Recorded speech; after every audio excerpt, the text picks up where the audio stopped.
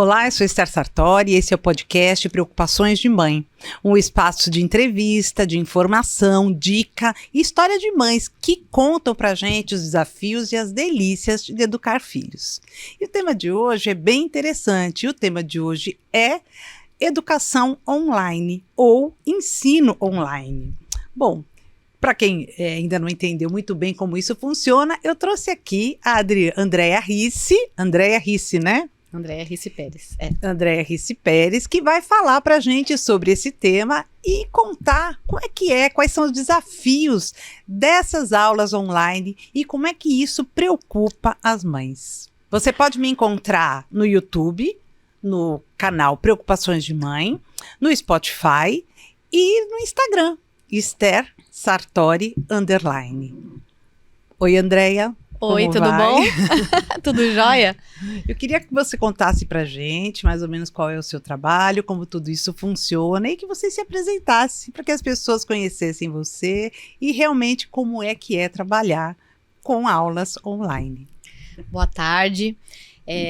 Então, a minha trajetória, ela começou um pouco diferente, né? Não começou online.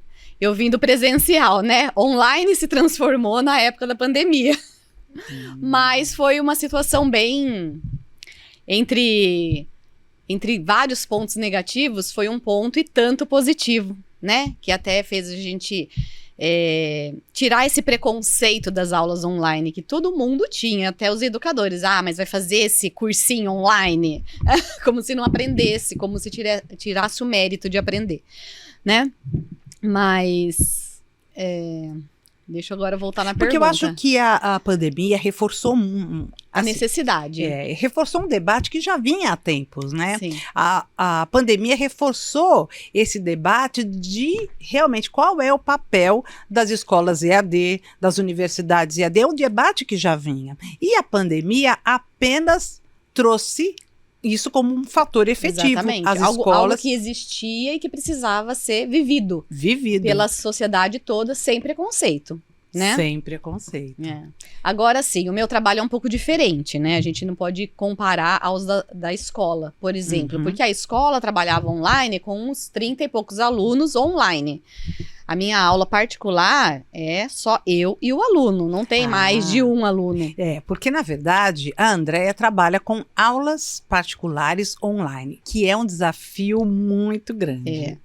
E ao mesmo tempo ela trabalha com alfabetização de criança estrangeira na língua portuguesa online. Então o trabalho dela é um trabalho bem bacana e eu acho que quase que inovador, né? Trabalhar com a alfabetização de crianças estrangeiras na língua portuguesa. Foi inovador, não foi planejado, mas foi aceito, né? Jogou para o universo trouxe. E trouxe, abracei e foi, né? Na realidade, acaba sendo um resultado de vários cursos que eu tive na vida, né? Entre magistério, do magistério lá de 1900 e bolinha, eu lembro né? disso. Eu sou do magistério. Então somos, né? Depois da faculdade de letras, né? Português e inglês, a minha universidade metodista me dava esse diploma, tanto português quanto inglês. Pós-graduação em didática, texto, leitura e ensino. Então, assim, pega tudo que você aprendeu, coloca no mix e passa para frente, né? Da melhor forma possível. Então, na pandemia, como aconteceu, né? Eu dou aula particular presencial também, né? Vamos dizer assim, hoje tem 50% dos alunos são presenciais, mas os outros 50% são online, né? Então a gente já percebe aí como não existe mais esse preconceito e como funciona também, né? Porque, como eu disse para você, só fica eu e os alunos. Então, é muito rica essa troca. Não tem aquela coisa de... Às vezes eles falam assim, mas ele tem déficit de atenção, não vai conseguir. Não tem nada disso, porque só sou eu e ele. Tem a tela, mas não é um ensino expositivo, é interativo. É 1 para 1. Exatamente. Então, você precisa colocar, ver se ele está ouvindo, e ele faz o exercício e aparece. E graças à pandemia, que disponibilizou Não foi a pandemia, mas a tecnologia proporcionou para a pandemia esses novos recursos, essas novas ferramentas, né? Por exemplo, o Google Docs, que você digita o documento, você compartilha, você vai falando, você vai completando o documento e ao mesmo tempo vai aparecendo para mim o que você está fazendo. Então eu sou capaz de falar se o seu pensamento está certo ou está errado e onde você está errando. Então isso acaba facilitando a aula. E o aluno não dorme do outro lado, ou assiste, ou joga, não faz mais nada, porque ele tem que ficar prestando atenção. Essa é a coisa interessante disso. As tecnologias proporcionaram isso também. Sim, sim. E não adianta o aluno querer fazer aula particular, mãe. Então, isso é uma coisa importante da gente saber. Sim. A aula particular online, ela não faz um distanciamento.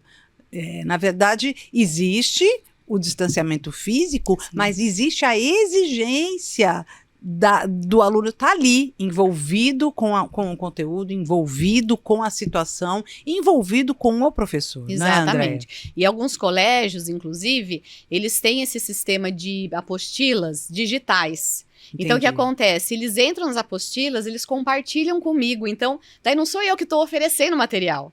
São eles que estão me dando o material e a gente discute junto as ideias da apostila e depois eu faço um paralelo com as minhas ideias para ele entender aquilo que está no material dele. Então não tem como voar. Né? Ele tem que ficar lá e mostra, porque agora, porque quando a pessoa compartilha, eu não sei se as mães sabem, quando a pessoa compartilha o documento, é ele que tem autonomia para subir ou descer o documento, né? Entendi. Então ele tem que ficar atento quando eu tô lendo, daí agora sobe um pouquinho, agora volta para aquela página, agora vai para os exercícios, agora para de compartilhar, vai para o outro. Então tem que estar junto, não existe não estar na aula. Ele está mesmo não estando fisicamente, ele está. Eu acho que, de todo modo, as aulas online proporcionaram um maior envolvimento dos pais com o conteúdo escolar.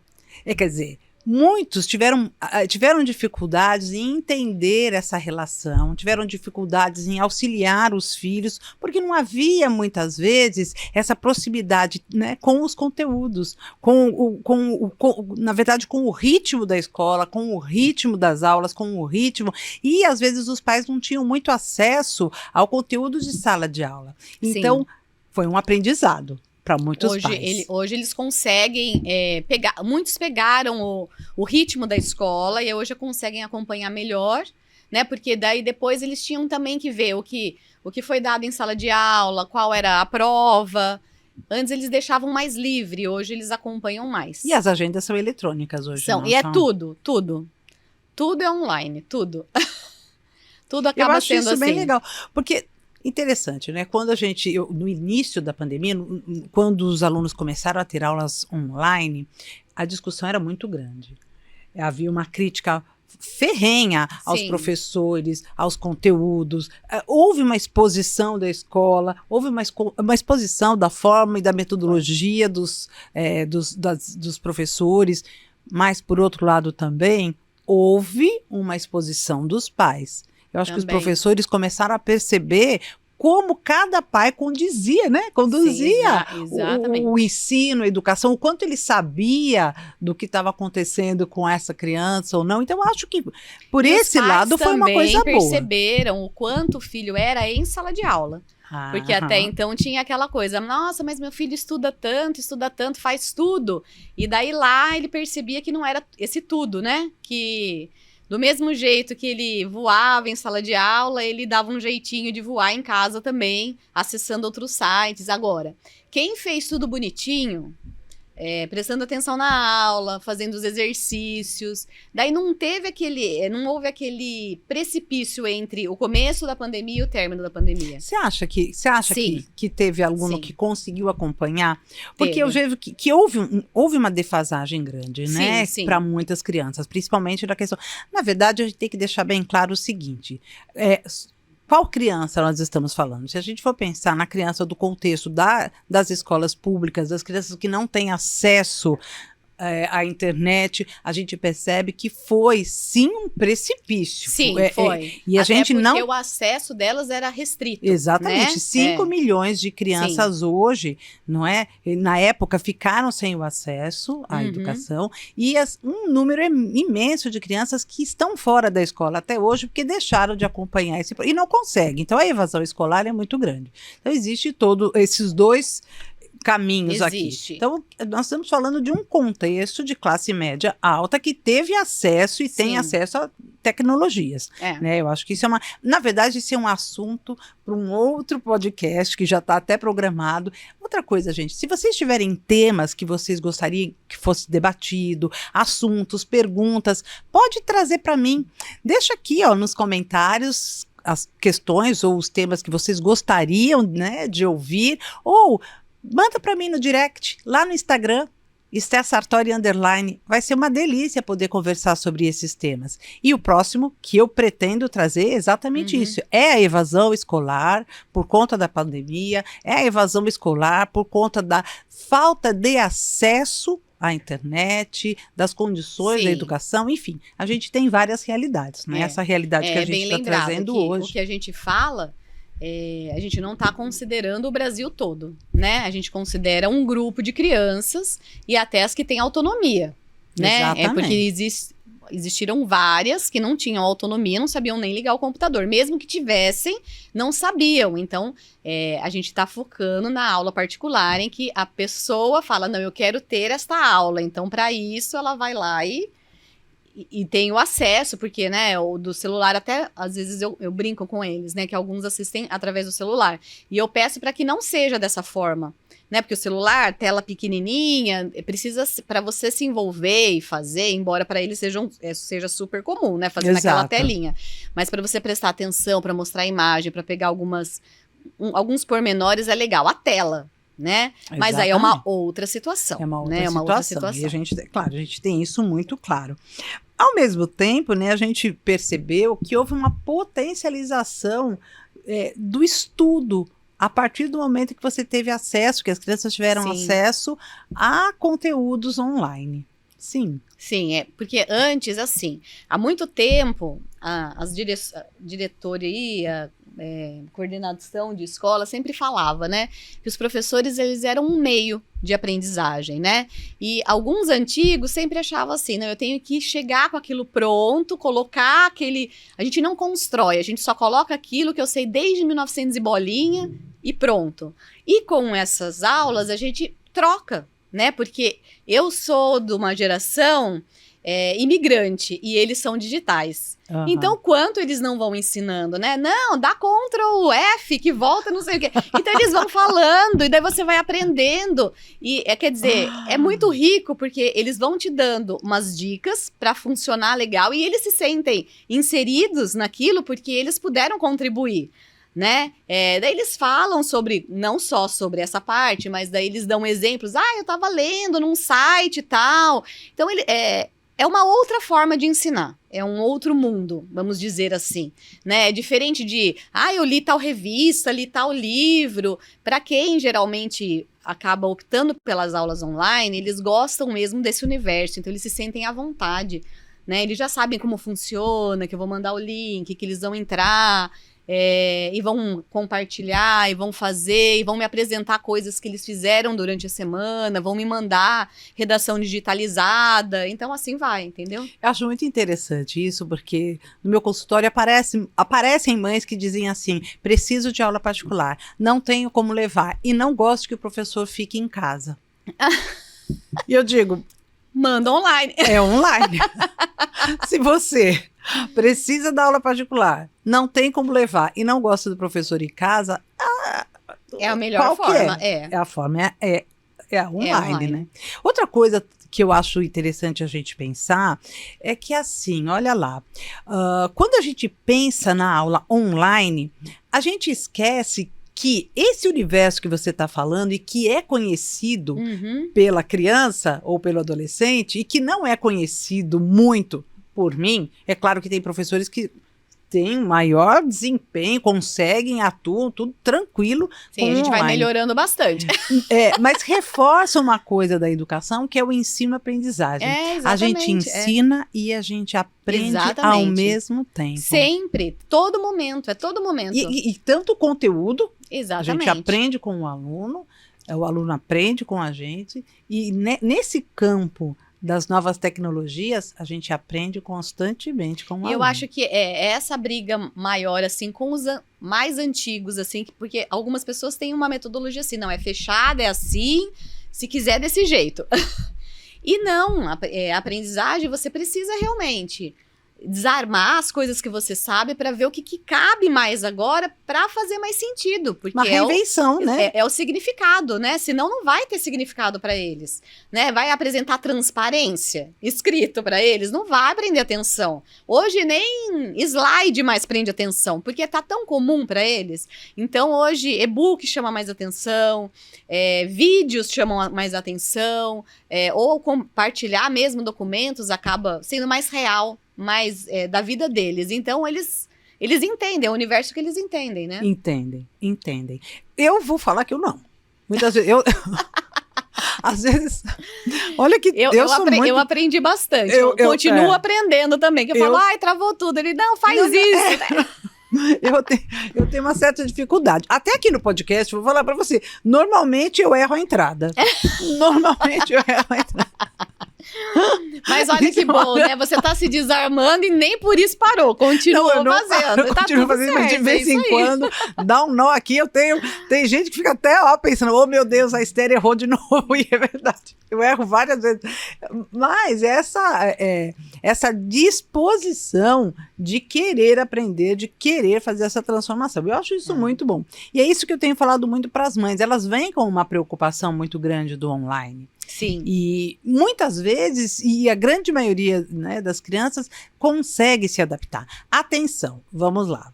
Se você virar para mim e falar assim, tela zero, você está cometendo um erro. Porque nós nunca teremos tela zero para crianças. Não, hoje não mais. Faz parte da nossa vida, inclusive adulta. Exatamente. Então, eu entendo e sei o quanto nós temos que trabalhar com o uso da tela de forma consciente. É ou não é, Andréia? Exatamente. O mundo permanece utilizando a tela. Então, é engraçado. Só mudou a tela, né? Porque antes era só a TV, só tudo. Lembra? Era tema de vestibular de 1900 e bolinha também. O uso excessivo da televisão. Hoje, obviamente, que não tem mais isso, porque quase ninguém nem assiste TV. Mas mudou a tela. Né? Mudou para o computador, mudou para o smartphone, mudaram-se as telas. As telas. O uso consciente dela é interessante. Qual é a diferença? Quando eu uso a tela para pesquisa, quando eu uso a tela para uma aula, quando eu uso a tela para essas coisas que são de uso, é uma coisa. Usar a tela para distrair a criança rede porque social. Você quer. Ou vamos distrair a criança, eu preciso conversar só com a tela na criança. Aí eu tô no restaurante, eu quero só com a tela na criança. Aí, gente, eu quero dar o almoço para a criança e enfio a criança na tela. Eu costumo dizer que é aquela mesma história. Lembra, bem antigamente, tá de castigo, vai pra biblioteca. Por quê? Por quê? Ler é chato? É a pior pra espaço? Eles né? Por quê? Fez coisa errada, vai pra biblioteca. Então, quer dizer, para você ficar quieto, fica na tela. Exatamente. E aí você retira até retira a o convívio social. importância que ela tem, né? Não é? Exato. Então, eu vou direto ao tema. Já que a gente está falando sobre tudo isso, por que é que as pessoas ainda têm esse preconceito às aulas online? Por que você acha? Então, eu acho que é justamente por ser online. Né? Para não, assim, eu tô falando das particulares, claro. Tá? É lógico que eu não tenho como dizer se as faculdades, porque ainda depois da pandemia, vários cursos surgiram online, que não são mais fáceis do que os presenciais de maneira alguma, porque sempre depende de uma autonomia bem maior do aluno, sempre. Né? As particulares depende da autonomia também, só que é para você segurar, né? Então você tá lá, tá prestando atenção, você tá falando, você tá conversando com a pessoa. né? Você tá falando com a pessoa, tá percebendo os erros, tá percebendo... Porque quando ele tá falando, ok. Quando ele fica mudo, você fala, caiu? Caiu? Não caiu? Né? Você tá aí? Exatamente. Daí, quando os pais começam a perceber, quando vê resultados, né? Fala, nossa, mas não é que deu certo mesmo? Ele foi super bem na prova, ele estudou. Ah, eu tô vendo ele fazer exercício. Porque é só uma maneira diferente, né? É uma maneira diferente que você chegou na casa da pessoa. Você não foi na casa, ele não veio até a mim, mas através de uma tela a gente trocou. Então, eu acho que o preconceito vai caindo a partir do momento que elas observam a efetividade, né? Nossa, isso aqui fez a diferença, né?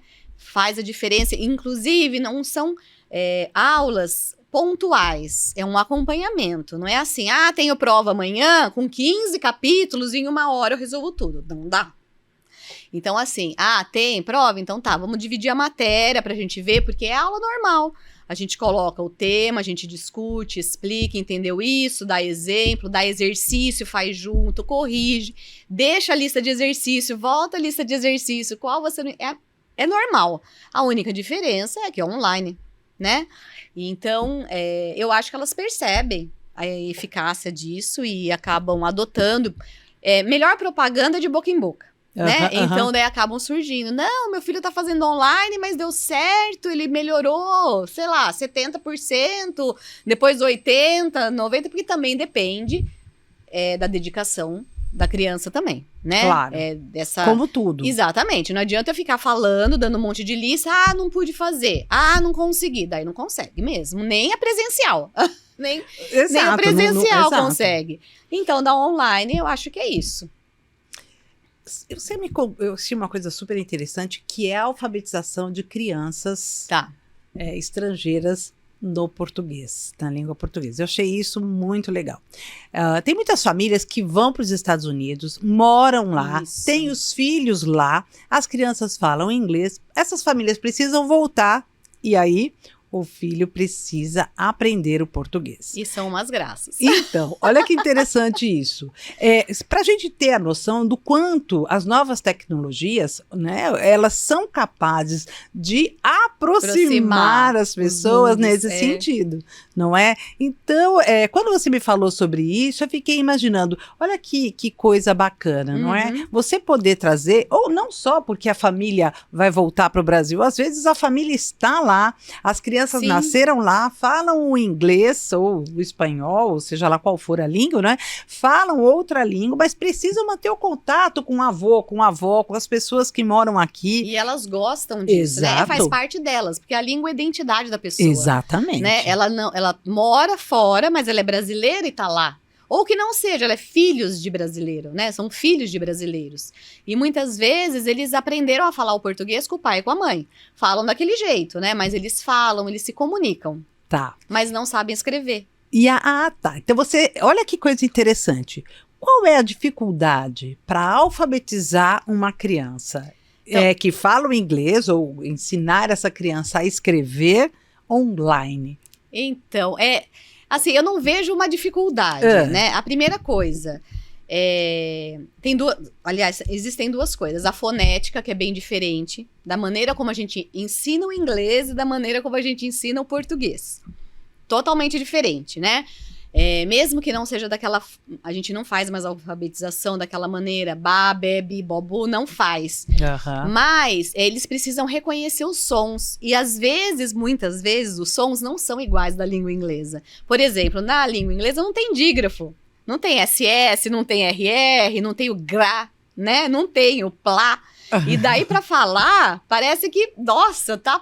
Mas tem um negócio aqui que não tá deixando. Daí você fica lá brincando, porque são crianças. Coloca a linguinha lá em cima, agora lá pra trás. E daí vira brincadeira. Tem que ser através da brincadeira. E quando eles conseguem, é um auê, né? Porque, nossa, eu consegui. E é muito divertido, porque assim... eles já são falantes da língua portuguesa. Eles só precisam reconhecer o que... como escrever, como codificar aquilo. E daí, quando eles percebem o som e conseguem... Tem o caso de uma menininha que, o primeiro dia de aula, ela falou assim pra mim, eu vou te mostrar o que eu sei escrever. E daí escreveu, gato. Daí, você não sabe escrever mais nada? Ela falou, não, só isso. Nem o alfabeto? Não, só em inglês. Daí eu falei, mas é o mesmo, só fala diferente.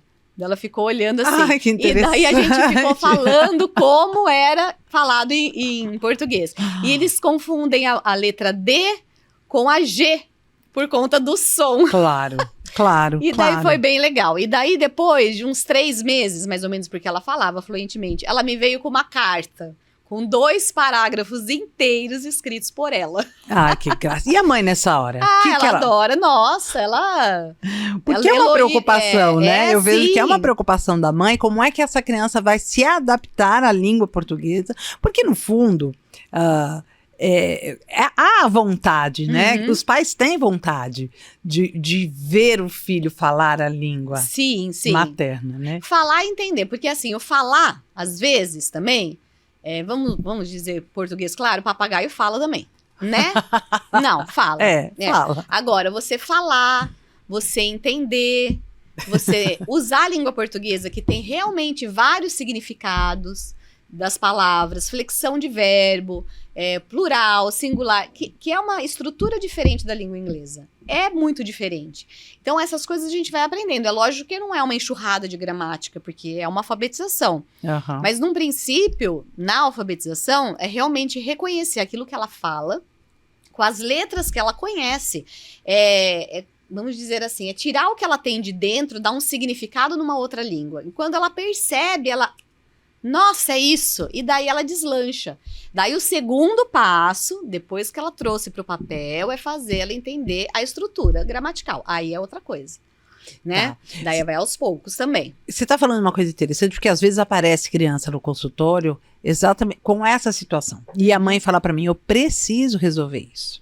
Eu preciso resolver logo, porque ela está entrando na escola, ela está sentindo diferente, ela já passa a se sentir mal, uma desmotivação. Então, sabe, gente, eu acho que o trabalho do psicopedagogo é bem bacana, mas associado ao trabalho do fonoaudiólogo, porque o fonoaudiólogo vai tratar dessas questões, e eu sempre acredito no trabalho multidisciplinar, no trabalho multiprofissional. Eu acho que quando a gente trabalha em conjunção, né, em consonância, é muito melhor. Então, trabalhar com o psicopedagogo, a partir do momento que ele consegue fazer um programa educacional individualizado para aquela criança, trabalhar com o professor da área da língua portuguesa, que vai conseguir retomar e trazer esses conceitos da língua, e trabalhar com o fonoaudiólogo, que vai atuar diretamente na questão do som, da forma como essa criança vai reproduzir, compreender, né, esse som das palavras, exatamente, das letras. E assim, é legal que quando a gente trabalha em conjunto, muitas dessas crianças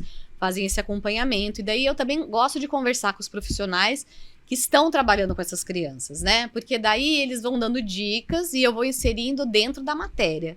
Eu vou colocando algo que faça mais significado ainda para eles, né? Para que eles aprendam mais rápido e fiquem independentes nisso, né? Tá certo. Consigam falar, escrever, falar e entender, porque também não é assim. Só consigo escrever. Interpretar, né? Exatamente, é necessário, exatamente, né? Porque escrever, um monte de gente escreve, e infelizmente a gente sabe que existem analfabetos funcionais que escrevem tudo, mas daí não entendem. Então a gente tem essa preocupação também. Então daí como trabalhar isso? A gente coloca texto, daí fala assim, me explica o que é. Às vezes eles vão explicar, daí eles só sabem o significado da palavra de inglês. Daí, mas como que é essa de português? Daí é engraçado, porque daí ele percebe que falta vocabulário para ele. Olha que interessante, e a gente fica tão preocupado, vocabulário de inglês, não. Daí ele percebe que, embora fale tudo, ele não sabe todos os vocabulários de português. Entendi. E daí a gente trabalha com palavras cruzadas, joguinhos, que é para incentivando cada vez mais e ampliar esse vocabulário. O vocabulário. E uma coisa que eu fico sempre pensando, né, como é que o indivíduo cru, que não aprendeu ainda o português e tem que vir para cá, só fala o inglês, como é que a gente atua, né? Como é que a gente consegue alfabetizar online? Veja, então, a questão do online é muito interessante para mim, né? Porque não veja, o que eu penso em relação ao aprender? Eu acho que a relação afetiva, o vínculo... Sim, é muito importante. É muito importante. É muito importante. Né? E eu fico imaginando como é que a gente estabelece esse vínculo online. Mas precisa, sabe o que? É assim, é como eu falei, né? Não pode ter conceitos. Não, é assim e acabou. Eu tive uma aluna, você não acredita, com 5 anos de idade. 5 online. Daí a mãe dela ligava, Luta. Ela morava em Chicago. E a mãe dela estava planejando voltar para o Brasil dali uns 3 anos, mas ela precisava começar. Ela falou assim, ela tem 5 anos, ela fala, a mais velha dela falava bastante português, mas ela ainda ficava meio assim. Começava a palavra no português e terminava no inglês, e daí ninguém entendia nada. Daí ela falou, me ajuda, porque eu falo português, a gente tenta falar bastante português com ela aqui, mas ela mistura muito. E daí que foi através do quê? De brincadeira. É brincadeira, é desenho. Daí você fala assim, nossa, mas tá enrolando. Não tá enrolando. Você faz um desenho pra ela, depois desse desenho você pede pra fazer palavra, depois das palavras, frases, depois das frases, texto. É lógico, não no mesmo dia, né? São etapas, né? Mas você faz esse vínculo, cantando musiquinha, bem de aprendizagem infantil, pintando desenho, aprendendo as palavras soltas. Só que em português. Entendi. Entendeu? Do mesmo jeito que a gente aprende o inglês lá na pré-escola, em alguns colégios particulares que tem desde o maternal o inglês, né? Vamos dizer assim, as cores, o sol, a lua, a gente faz em português. Só que com tudo brincadeira. Né? Você trabalhou, Andréia, com educação infantil no inglês? Você Sim, trabalhou, assim, né? Eu trabalhei como, não é estagiária. Eu fazia no FISC há muitos anos atrás, tinha o Learning Center, né? Eu era estudante, daí eles deixaram eu trabalhar um tempo lá, e trabalhava com essas crianças, né? Foi quando o inglês começou a surgir para os pequenininhos mesmo, né? Então, fazer desenho, e foi de lá que eu tirei a ideia, né?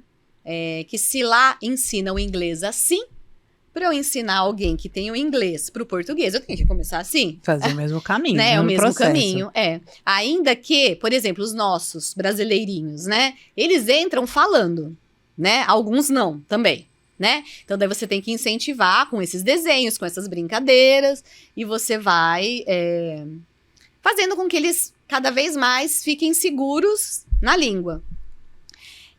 Mas online, né, como você me perguntou, a gente vai fazendo, eu mandava o material pra mãe, a mãe imprimia, eu ficava com o material aqui, porque daí não dá pra você compartilhar. Tá. Mas a criança ficava com o material ali, e daí ela me mostrava na tela, a mãe fotografava, tem que ter essa interação também, quando é muito pequenininho. Quando é maior, daí eles mesmos tiram fotos e mandam, mas não é tão difícil, né? Mas dos pequenininhos, pra você fazer essa qualquer dinâmica. forma, gente, a mãe tem que estar junto. Tem que sempre estar tem que acompanhando. participar, sim. Exatamente. E essa é outra pergunta. Quando você trabalha com aula particular, aqui, independente da alfabetização em inglês, quando você trabalha com aula particular, as mães estão presentes, sim.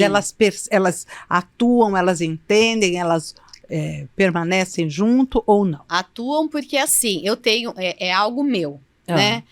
Toda aula, todos os dias, quando eu termino o dia, eu passo um áudio para cada um que eu fui. Entendi. É um relatório. É óbvio que eu não vou fazer escrito, porque, né, isso demanda. Mas eu mando, aconteceu assim, assim, assim na aula, teve isso de progresso, não teve, tava com preguiça, não tava, foi empenhado, não foi. Porque, para ela saber, né? Porque ela precisa saber o que foi feito, né? Deixei uma lista de exercícios e deixo cópia para ela, porque o meu negócio é assim, eu entreguei para criança, só que eu entreguei uma cópia para mãe também, porque dela sabe o que foi dado, então não tem como não participar, né? Ela tem que participar e ver, né? Para saber o resultado, porque ela tem que cobrar.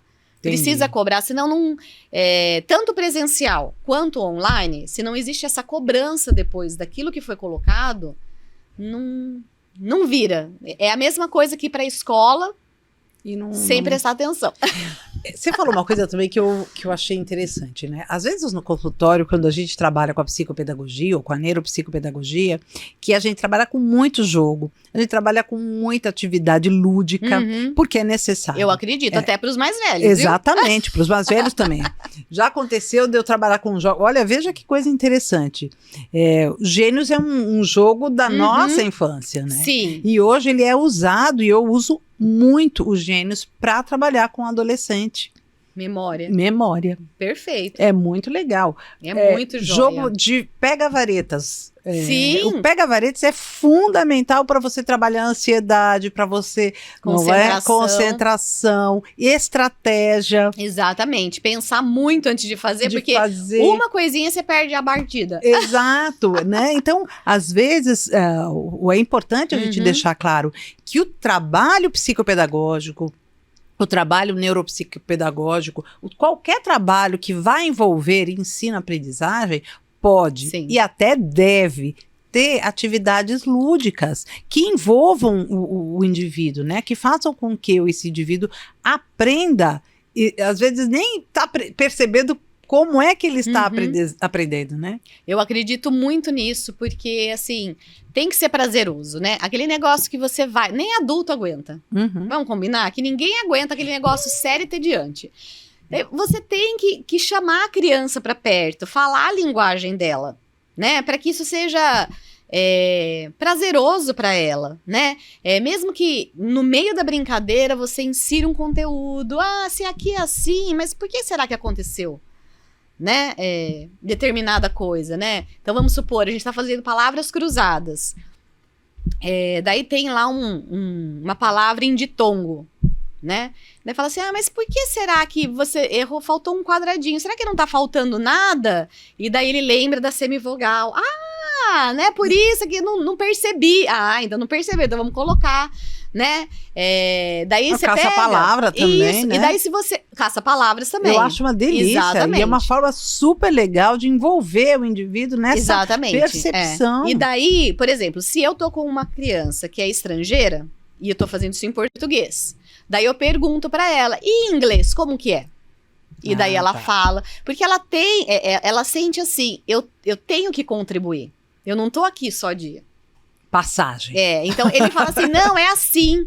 Eu falo, e tem outra palavra que substitua, então daí grava mais, porque sem querer você tá forçando ela a pensar naquela palavra que ela tá acostumada. E se é no português, alguém que é brasileiro mesmo, mas tá aprendendo português, ele tá aprendendo a estrutura da palavra dele. Então, a brincadeira de diversas formas ajuda. Ajuda. Né? E caça-palavras e palavras cruzadas, eu sou fã, tanto do inglês em qualquer parte. Entendi. Né? Do inglês, do português, espanhol que seja também, tudo. Eu acho que ajuda pra caramba. Ajuda, né? Amplia. Eu acho que... E é bom a gente trazer essas novas formas de ensinar. Sim. Né? E aceitar, né? Não só trazer. Aceitar. Porque alguns pais, nunca aconteceu comigo, tá? Porque eu já aviso, eu gosto mesmo de brincar, dá resultado, só tenha paciência, já aviso, tá? Mas os pais precisam acreditar que através disso é importante, porque eu brinco que hoje as crianças são muito adultas, né? Elas já estão lá no bilíngue, já estão lá não sei aonde, já estão fazendo um monte de coisa, tudo sério, uma agenda lotada, não tem tempo pra nada. A gente tem que enfiar a brincadeira. Tem que enfiar a brincadeira. Fundamental. Né? E também, André, é uma coisa... Quando você traz um conteúdo programado e você sabe exatamente... Porque, veja, gente, você não entra de paraquedas numa aula. Você não entra nem dá. Então você tem que estar muito bem seguro do como você vai atuar. E principalmente o professor. Uma outra coisa importante é que hoje, aquilo que você falou, tudo é muito rápido. E por ser tudo muito rápido, a gente percebe que hoje as crianças não têm muita paciência para aquilo que... O que também não é... é uma coisa que nós também temos que começar a repensar. Como é que a gente pode trabalhar esses conteúdos de forma que eles venham a ser mais prazerosos, porque conteúdo toma tempo mesmo. Toma Toma tempo. E se você ficar batendo na mesma tecla 60 minutos, ninguém vai aguentar. Do mesmo Nem jeito, você, né? Mas tem uma forma, né? Por exemplo, eu comentei com você, dessa criança de 5 anos. A gente ficava 60 minutos. Mas esses 60 minutos, eu não ficava 60 falando de um negócio. Então, a gente ficava 10 minutos falando, sei lá, uma musiquinha, 5, uma palavra cruzada, 5, um desenho. Você tem que diversificar. Só que tudo que você diversificava, falava do mesmo assunto. Entendeu? Entendi. Então, você falava do assunto, mas de diversas maneiras. E sem ela perceber, ela ficou falando e aprendeu. Né? De alguma maneira. Não existe aquela coisa do psicopedagogo? Hoje não é só coisa do psicopedagogo, né? Na educação em geral. Que cada um tem uma forma ideal para aprender. Ou seja, auditiva, sinestésica, ou visual, não é isso? E as escolas se adaptam hoje. Exatamente, tem que fazer isso. Na aula particular também existe isso. Ainda mais a online. Não adianta ficar colocando um monte de slide para a pessoa ver, porque ela lá tá sozinha, de repente tem um quarto todo colorido, vai ficar olhando pro quarto colorido. Se aquele visual não prende. Então, eu tenho que falar, mostrar e fazer ele colocar a mão na massa. Porque de algum jeito vai sair aprendizado. Viu, André? Mas Tem que ser. essa é uma pergunta também. Você pede para que seja um espaço... eu não incomodo... Agora que você falou, eu fiquei pensando... Quando a criança vai ter aula online, não seria interessante que ela tivesse num espaço em que... Sim, eu peço para que seja... Eu tô aqui não no quarto, perto de brinquedo, não. Perto de cama, né? Não vamos ter aula online deitada, não, viu? Não é dá. circo, né? Porque assim, eu peço já pros pais, porque eu mando o material antes, né? Pros menores. Pros maiores, não. Geralmente é em escritório mesmo. Eles já têm o feeling, né? Eles já sentam lá na mesa, mesmo que seja sala de jantar, sabe que não pode ninguém ficar passando. Eles gostam de ficar mais isolados. Agora, os menores, não. Daí eu já peço que tenha canetinha perto, lápis de cor, cola. Porque tem tudo isso, entendeu? Claro. Tesoura, tem tudo. Tem o material. Então, pra aula de hoje, eu vou precisar disso. Olha o material. A pessoa vai receber o material. Então, às vezes, eu peço papel crepom. Às vezes eu peço macarrão. Tá, eu já peço claro. isso. Então, não tem. E a criança já cria uma ansiedade nela, né? Ela fala, nossa, mas eu vou trabalhar com tudo isso? E daí, às vezes, ela vem com material novo. Que horas a gente vai usar isso? Que sabe? interessante, né? Mas as crianças, isso. né? Claro. Então, daí já é um elo, né? Porque ela fica, nossa, a gente vai usar isso, né? Como vai usar isso? Né? E interessante, já o adolescente já tem uma afinidade maior com a máquina, né? Já. E a máquina já é tudo. Interessante, né? Porque também isso pode ser usado como um recurso, sim, até para um incentivo para aquele que não quer fazer a aula particular. Exatamente. Porque, às vezes tem mãe que aparece e fala assim, meu filho não quer fazer a aula particular, o que eu faço? Ele não quer. Às vezes ele tem vergonha de falar que não sabe, às vezes ele acha que vai ser a mesma chatice da aula presencial. Mas por que é chato? Porque muitas vezes ele ergueu a mão e a criançada tirou sarro, ele não sabia responder, ou ele só erra aquela questão, nunca acerta, daí pra ele é chato. Daí ficar com uma pessoa que vai ficar olhando os erros dele, que ele nem conhece, nem vai ver. Tem aluno, que eu já dou aula há algum tempo, eu nunca vi presencial. Olha que interessante. Né? E a gente se fala por WhatsApp sempre, porque eu falo com eles para combinar algumas coisas e falo com as mães, que eu falei com eles, óbvio, né? Não vou falando só com eles, não existe mãe.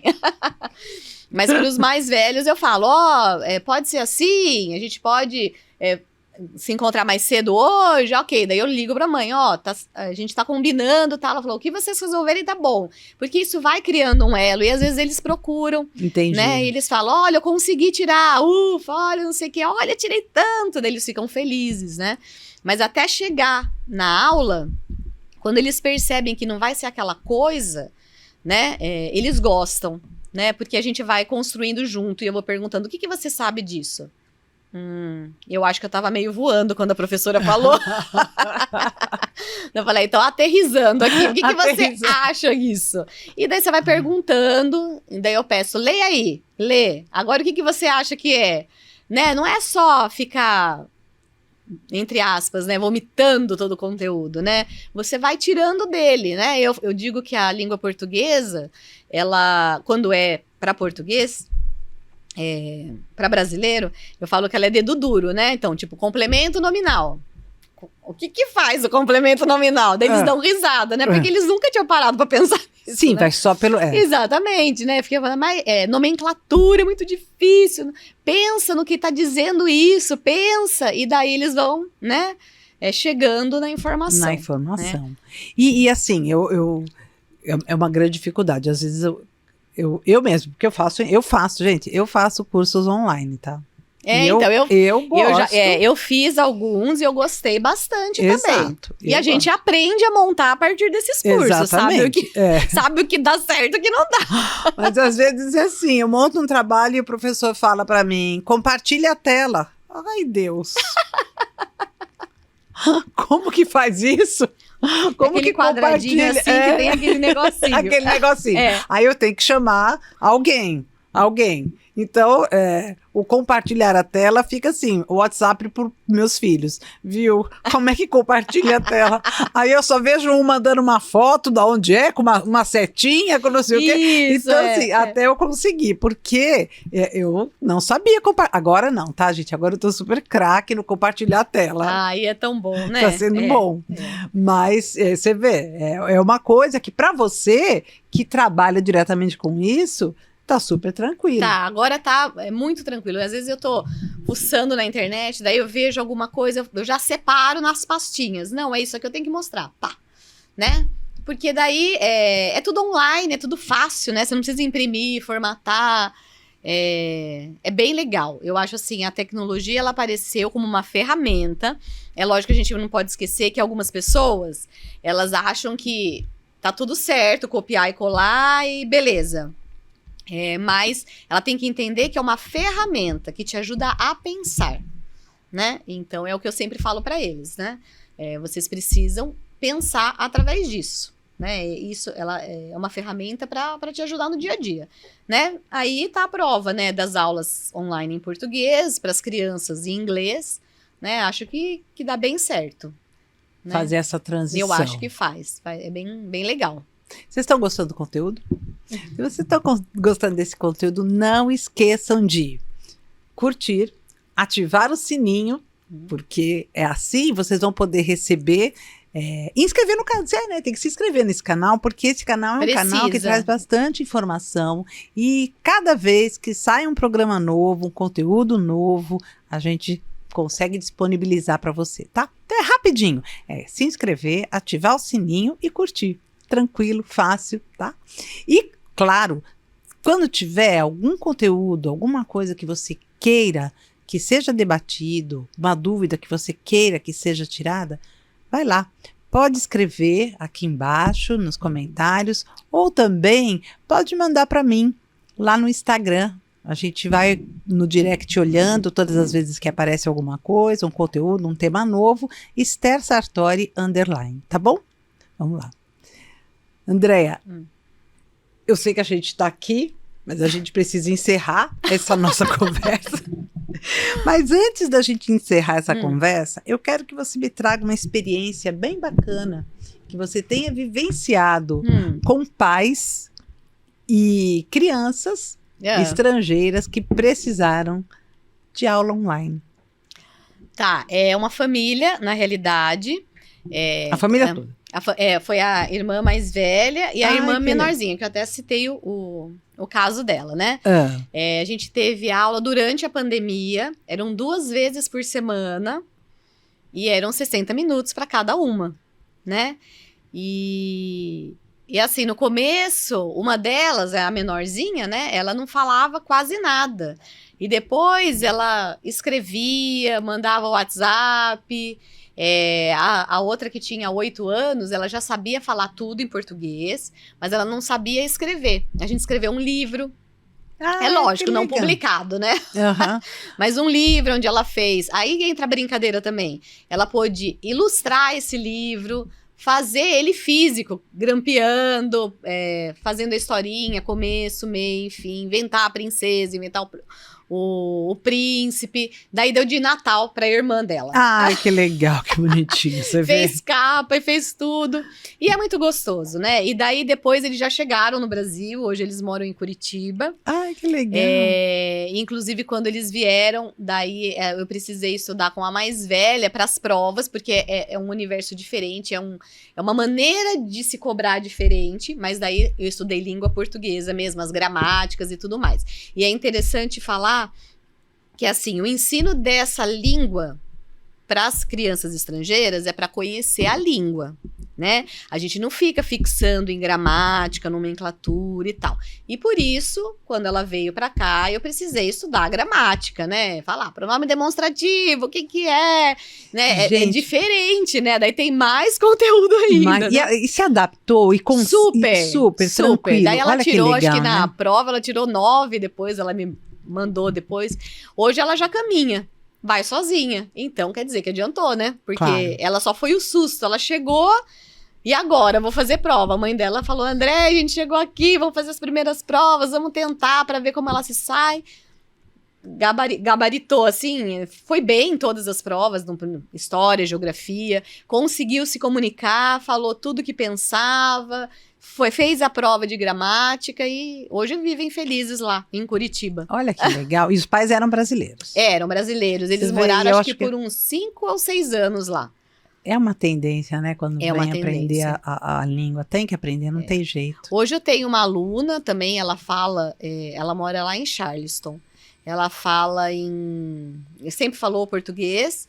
A mãe, inclusive, é de Indaiatuba. Ah, que interessante. O pai, acho que também era, mas eles mudaram para lá, para Suíça, quando ela tinha 2 anos de idade. Então, hoje ela tem 14, 12 anos morando, mas ela fala perfeitamente. Mas hoje a gente estuda com ela. Eu já vou com a gramática, não é só escrita, vai tudo, né? É um pouco mais difícil.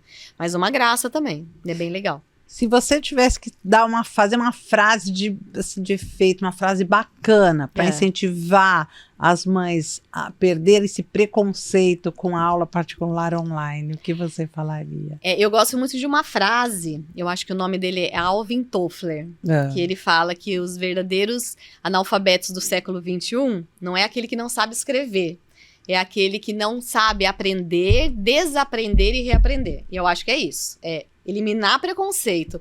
Deixa eu ver, deixa eu por esse caminho. Eu já tentei todos, vamos tentar mais um, né? Às vezes podem se surpreender, né? Não é déficit de atenção que vai atrapalhar. Existem caminhos. Para tudo tem, né? Todas as impossibilidades, a gente acha um caminho para chegar lá. E se as pessoas quiserem... Isso é importante, tá? E se as pessoas quiserem entrar em contato com você... Pelo WhatsApp, 19 99713 0755. E aí, busque por Andréa. Daí pode mandar, eu logo respondo. Se eu não responder em poucas horas, no dia eu respondo com certeza.